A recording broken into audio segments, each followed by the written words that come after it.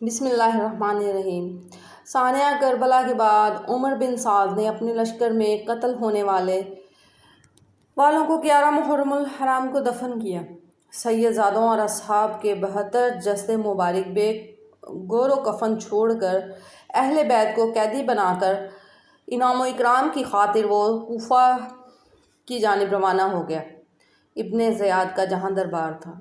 نواسۂ رسول صلی اللہ علیہ وسلم اہل بیت اور اصحاب کے سر مبارک نیزوں پر ہیں۔ امام طبری روایت کرتے ہیں کہ ابن سعد نے خولی کے ہاتھ امام عالی مقام کا سر اقدس ابن زیاد کے دربار بھیجا۔ خولی جب کوفہ پہنچا تو رات کا وقت تھا، اس لیے وہ سر مبارک کو اپنے گھر لے گیا اور ایک برتن میں ڈھانپ کر رکھ دیا۔ کچھ کہتے ہیں کہ تندور میں رکھا، بہرحال سر مبارک کو اپنے گھر رکھا۔ سر مبارک کو دیکھ کر اس کی بیوی نوار سخت ناراض ہوئی۔ تم نے یہ کیا ظلم کیا نواسۂ رسول کے ساتھ؟ وہ بیان کرتی ہیں، خدا کی قسم میں نے دیکھا کہ ایک نور برابر آسمان سے اس برتن تک ستون کی مانند چمک رہا تھا۔ میں سفید پرندے دیکھ رہی تھی جو برتن کے ارد گرد منڈلا رہے تھے۔ تاریخ طبری سے یہ لیا گیا ہے۔ ابن کثیر: صبح اسیران کربلا اور نواسۂ رسول صلی اللہ علیہ وسلم کے سر مبارک کو ابن زیاد کے دربار میں پیش کیا گیا۔ ابن زیاد کی سیدہ حضرت زینب سے گفتگو اور آپ کے دیے جانے والے جوابات بھی تاریخی کتابوں میں نہایت پرسوز انداز میں لکھے ہیں۔ حضرت زینب اور عبید اللہ کی باہمی گفتگو دربار میں موجود حاضرین پر نہایت اثر انداز ہوئی۔ کوفے میں ہونے والے دل خراش واقعات میں سے ایک واقعہ یہ ہے کہ عبید اللہ کے پاس جب سید الشہداء حضرت امام حسین کا سر پیش ہوا تو اس نے اپنے ہاتھ میں موجود چھڑی کے ساتھ آپ کے مبارک ہونٹوں اور دانتوں کی بے حرمتی کی تو دربار میں موجود صحابی رسول زید بن ارقم رضی اللہ تعالیٰ یہ گستاخی دیکھ کر رونے لگے اور کہنے لگے کہ اس چھڑی کو ان ہونٹوں سے اٹھا لو۔ خدا کی قسم میں نے کئی مرتبہ ان ہونٹوں پر رسول اللہ صلی اللہ علیہ وسلم کو بوسہ لیتے ہوئے دیکھا۔ یہ صحابی اس وقت بالکل ہی نحیف و نزار تھے، ان میں بالکل بھی کوئی سکت نہ تھی، اپنی عمر کے آخری حصے میں تھے۔ عبید اللہ یہ سن کر چلایا اور اس بدبخت نے کہا، کس چیز پر آنسو بہاتے ہو؟ فتح پر آنسو بہاتے ہو؟ بخدا اگر میں یہ نہ جانتا کہ تمہاری عقل زائل ہو چکی ہے تو میں تمہاری گردن اڑا دیتا۔ حضرت زید نے جب یہ سنا تو دربار سے نکل گئے۔ اس کے بعد عبید اللہ ابن زیاد نے کربلا کے قافلے کو شہداء کے سروں کے ساتھ شمر و طارق بن موفر کی قیادت میں یزید کے محل کی طرف شام روانہ کیا۔ اس وقت شام دارالخلافہ تھا اس یزیدی بادشاہ کا، یعنی کہ یزید کا۔ تاریخ گواہ ہے کہ شام میں جب قافلہ پہنچا تو وہاں جشن کا سماں تھا۔ زہر بن قیس نے نمائندگی کرتے ہوئے واقعہ کربلا کی ساری تفصیل یزید کو سنائی۔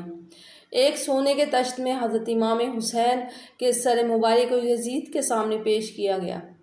یزید نے جب نواسۂ رسول صلی اللہ علیہ وسلم کو سر مبارک کی توہین کی تو وہاں موجود حاضرین نے اعتراض کیا، جس میں قابل ذکر یحییٰ بن حکم اور صحابی رسول حضرت ابو برزہ اسلمی تھے، جن کو یزید نے اپنے محل سے نکال دیا۔ تاریخ طبری جلد نمبر 5 صفحہ نمبر 291 پر یہ درج ہے۔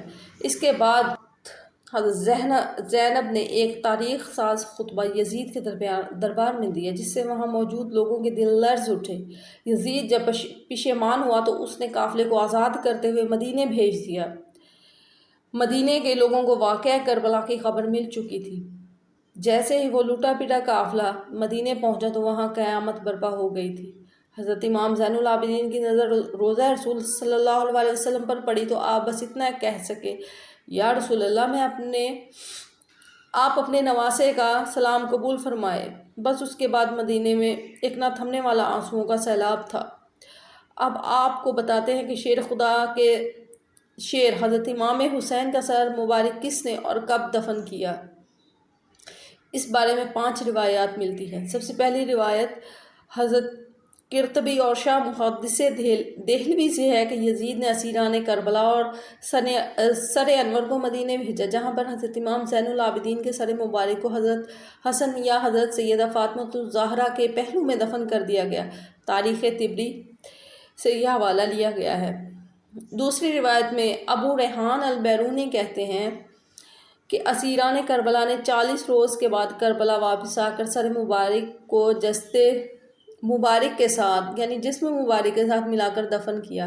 الآثار الباقیہ صفحہ نمبر 331 عجائب المخلوقات سے یہ لیا گیا۔ تیسری روایت یہ ہے کہ یزید کے حکم پر سر امام حسین کو ہر شہر میں لے جایا گیا اسقلان، تو وہاں کے امیر نے اسے دفن کیا۔ چوتھی روایت یہ ہے کہ اسقلان میں جب فرنگیوں کی حکومت قائم ہوئی تو 548 ہجری میں طلحہ بن زریق نائب میں مصر اسقلان اسے مصر لے گیا، وہاں اس نے مشہد حسینی بنوایا۔ یہ روایت مولانا شفیع اکاڑوی کی کتاب سے لی گئی ہے۔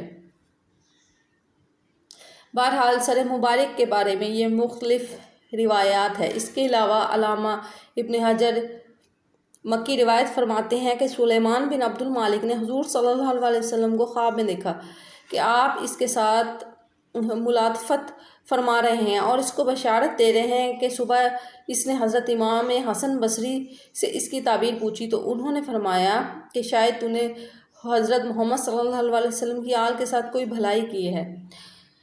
اس نے کہا ہاں مجھے ایک بات یاد ہے، میں نے نواسۂ رسول حضرت امام حسین کے سر مبارک کو خزانہ یزید میں دیکھا تو میں نے ان کو 5 کپڑوں کا کفن پہنایا اور میں نے اپنے ساتھیوں کے ساتھ ان پر نماز جنازہ پڑھی اور انہیں قبر میں دفن کر دیا۔ تو حسن بصری نے اس سے فرمایا یہی وجہ ہے کہ رسول صلی اللہ علیہ وسلم نے تجھ سے اظہار رضامندی فرمائی، یعنی یہی تیرا کام حضور صلی اللہ علیہ وسلم کی رضامندی کا سبب ہوا ہے۔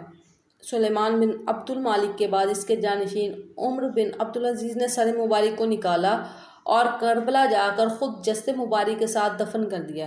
ایک روایت یہ ہے منصور ابن جمہور نے شام کو فتح کیا تو شہر میں داخل ہونے کے بعد وہ یزید کے خزانے والے کمرے میں گیا، وہاں پر اسے سرخ رنگ کی ایک ٹوکری ملی۔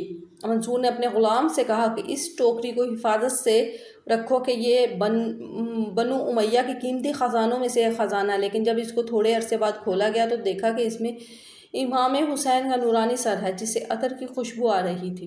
اس نے اپنے غلام کو حکم دیا کہ ایک کپڑا لائے، اس نے سر کو اس کپڑے سے ڈھانپ دیا اور پھر کفن کرنے کے بعد اس کو دفن کر دیا گیا۔